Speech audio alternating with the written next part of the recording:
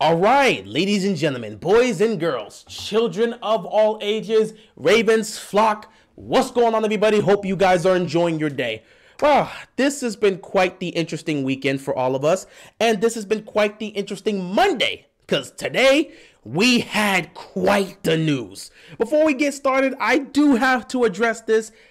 I had not been posting the last couple days, and of course, yesterday was Sunday football. I had no live streams happening, did not live stream the Commanders game, did not live stream Sunday Night Football, didn't even make a recap video for any of those. There's a reason for that. You see, I'm dealing with the same thing Rashad Bateman's dealing with. Not on his level or his scope, but I can relate to where he is right now. You see, I got this little thing right here.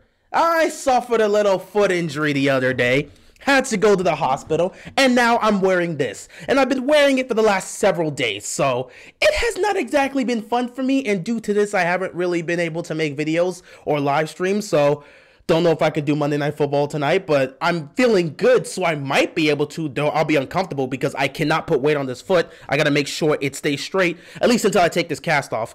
But yeah, just wanted to get that out there before we get started. Now, on to the news. So, Ravens flock, it's been quite the interesting Monday here.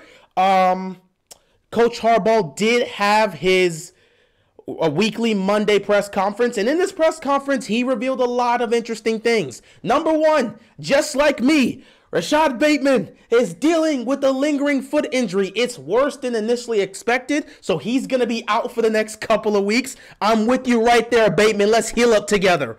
Number two, Mark Andrews, his shoulder injury isn't as severe as people were speculating. It's not severe, it's minor. Same for the ankle injury, so he's questionable for Monday night's game against the Saints. He most likely will be able to play because they did have, they're having 11 days. They played on Thursday, so they had the whole weekend, and they're going to have this whole full week, and they'll get to play on Monday, so Mark Andrews has a great chance to potentially play, and even if he doesn't, they'll spend the bye week to get him healthy. Great news here. You get back both David Ojabo and Tyus Bowser because they're activated. You're going to get them back for this game.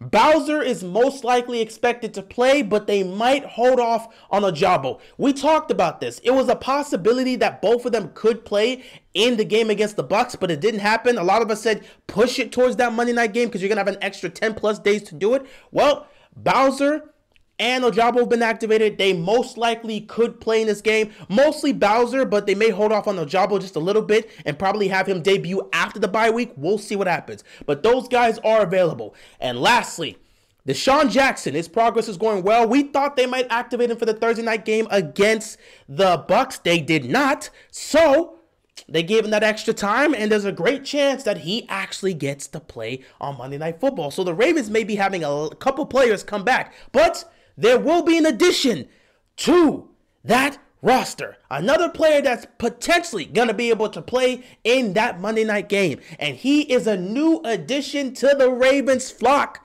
Ladies and gentlemen, Eric DeCosta went out there and got us another player in a nice trade. This is a great trade.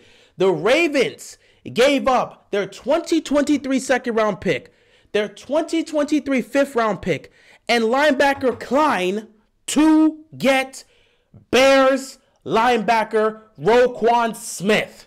This is one of the best linebackers in the game, and we're going to get to pair him up alongside Patrick Queen. Now, Roquan Smith is looking for a long-term deal. Have no idea if Baltimore plans to sign him to that. This could be a rental or this could be a long-term deal. We'll see what happens, but they went out and utilize picks to go get this guy, Roquan Smith, one of the best linebackers in the game, a two-time All-Pro linebacker. This guy is fantastic. We know what he brings to the table. Him and Bobby Wagner have been going at it for like leading the league in tackles over the last couple years. So, getting a guy like that, getting the Bears' best defensive player is crazy. But getting Roquan Smith to add to this linebacking core, an area that hasn't been the strongest, something we wanted to improve on, getting him and pairing him up with Patrick Queen, who's having a good season, that is exactly what we want to see. So that is a great trade for the Ravens. Fantastic trade. I'm not surprised to see the Ravens pull this off. When it comes to defensive players, the Ravens know what they're doing. They always go out and get a good player. You know, you look at a Marcus Peters, you look at a Calais Campbell, you look at an Ngakoue, though Ngakoue didn't really work out the way we wanted him to. We hoped Ngakoue would work out, but it didn't really. You know, he just didn't work out in our scheme. But at the time, it still was a good move. It just didn't work out. And now you got another piece to add to that in Roquan Smith, who's going to be a great guy who's going to help out with pass coverage. He's going to do so much because Patrick Queen, he's getting better and making the improvements, but pass coverage isn't exactly his strong suit right now. So getting a guy in Roquan Smith who's going to improve that is just going to help out the defense even more, and it's going to help out the secondary as well. So this is a great piece to add. I do not question the Ravens when it comes to getting defensive players, be it in the draft, be it with development, be it in free agency, or be it via trade. I do not question the Ravens when it comes to getting defensive players. Where we do question them is on the offensive side when it comes to getting offensive players. And obviously, due to this type of trade, a lot of Ravens fans were like, yes, we got a great player, but he's a defensive player, and we didn't get an offensive player. First of all, before we get into that, we got to talk about this. They gave up, what's his name? AJ Klein. They gave up AJ Klein. Sorry, I didn't remember the first name, but they gave up AJ Klein, a second rounder and a fifth round pick to get one of the best linebackers in the game. That is a hell of a deal. Also, I think he was owed $5 million for the rest of this season.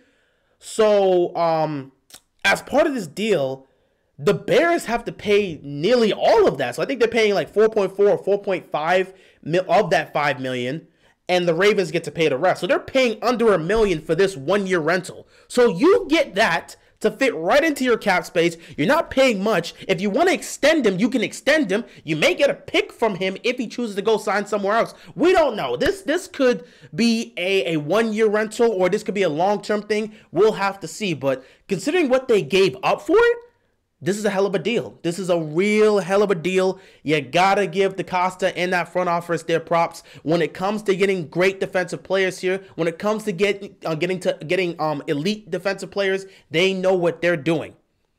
So I never question the Ravens when it comes to defensive players. Just wanted to speak on that and just discuss how great this deal was concerning what they gave up. Giving up AJ Klein, who really wasn't doing much. He was a rotational piece. But giving up AJ Klein, a second rounder and a fifth rounder for one of the best linebackers in the game. That's a hell of a deal. And you're not even paying him that much because the Bears are going to pay most of that salary. That's crazy to see. But yeah, great there. Back on topic. Or back to my other topic.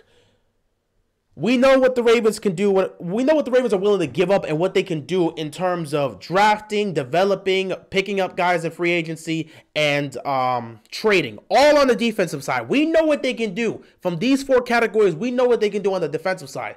The issue for the Ravens is on the offensive side, specifically at receivers. And I've seen a lot of Ravens fans look at this and say, that's great, but he's another defensive player. At what point do we go out and trade for a receiver? Listen, guys, I understand your frustration. I do.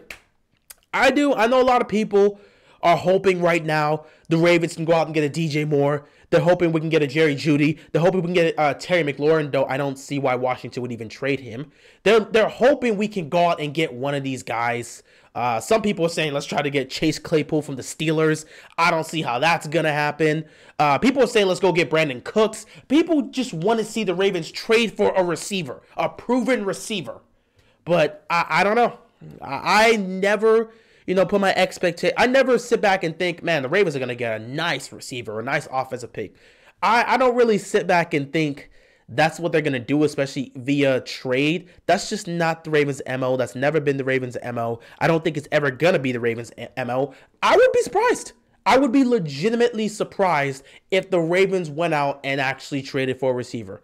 Now, of course, we still have a whole 24 hours until... Well, probably under 24 hours now, because what time is it? Like 5 o'clock? So it's probably under 24 hours until the trade deadline is done. So maybe the Ravens are able to pull off a trade for a receiver if they're really going to. I would personally be shocked. I don't think they're going to. But if they do, that would be fantastic. And at that point, you can sit back and say Eric DeCosta did beyond a fantastic job, because he's already done a fantastic job getting you Roquan Smith. If he goes out and gets a receiver, I don't think Ravens flock can be mad at him for what he's done at this point. Because, like, now you got that receiver, especially with Bateman being gone for the next couple weeks. Yeah, Deshaun Jackson's here, but how much are you expecting Deshaun Jackson to contribute? We don't even know. Maybe he's going to contribute everything. Maybe he's going to contribute little. I don't know. But if you go out and get one of those proven guys, especially a young proven receiver, that would do wonders, which is why people want to see the Ravens go out and get a DJ Moore, which is why somebody wants to go see the Ravens go out and get an Elijah Moore from the Jets, or a Chase Claypool from the Steelers, or just something like that. Just go get you that type of receiver and see what you can do with it. You know, we're watching what A.J. Brown is doing for Jalen Hurts. We want to see that happen with Lamar, and that's what a lot of Ravens flock wants to see. But, you know, it's not really the Ravens' MO to trade or go out and really pursue these type of players and actually get that deal done. It doesn't really happen here in Baltimore like that. So I wouldn't really put your expectations up high for them getting a receiver, because, you know, you're just bound to be disappointed. If they do, it'll be a surprise and we can all be happy, but I wouldn't sit back here and say I expect the Ravens to pick up a receiver. I don't see them trading for one. If it happens, great. If it doesn't, I'm not going to be mad because I didn't expect them to do it. I'm just happy they were able to get a great defensive player to add, especially at the linebacking core, because that's been a weaker part of our unit. Now you got a guy that's going to help out so much with the pass coverage. We know Patrick Queen, that's not his strongest suit. He's still working on that. Adding Roquan Smith to be right next to Patrick Queen is going to bolster up this defense tremendously. So I'm glad they were able to get a nice defensive piece. I don't know if it's a one-year rental or if the Ravens plan to sign him to some long-term deal. I have no clue, but hey, the Ravens went out, made a splash move. They picked up a great defensive player. We'll see. We'll see. We'll see what happens. That's all I can say. We will see what happens. Anyway, Ravens flock, that's all I got to say. This was such a mess because I'm like trying to make this video while also having, I got to lay this leg. I can't have like this leg. I can't have it touch the ground. So I'm trying to lay it out here, and I don't exactly know if I'm handling this the right way. But yeah, if I don't figure this out, I don't think I can do not Sunday. I don't know if I can do Monday Night Football. And I want to watch Monday Night Football and stream that, but I'll figure it out. I got a couple hours. Anyway, Ravens flock, I appreciate you guys. I'm going to end the video here. This was a chaotic mess. Hopefully I'll be in better shape once I can figure out this whole chair situation, because I swear to you not, my leg almost freaking slid off this chair like 3 times. So uncomfortable. Anyway, Ravens flock, I appreciate you guys. Roquan Smith is a great addition to the Ravens, and let's see if Eric DeCosta can make another splash play or another splash move before the trade deadline ends tomorrow. We'll see what happens. And with that being said, that is all I've got, and I'm out of here, man. Peace.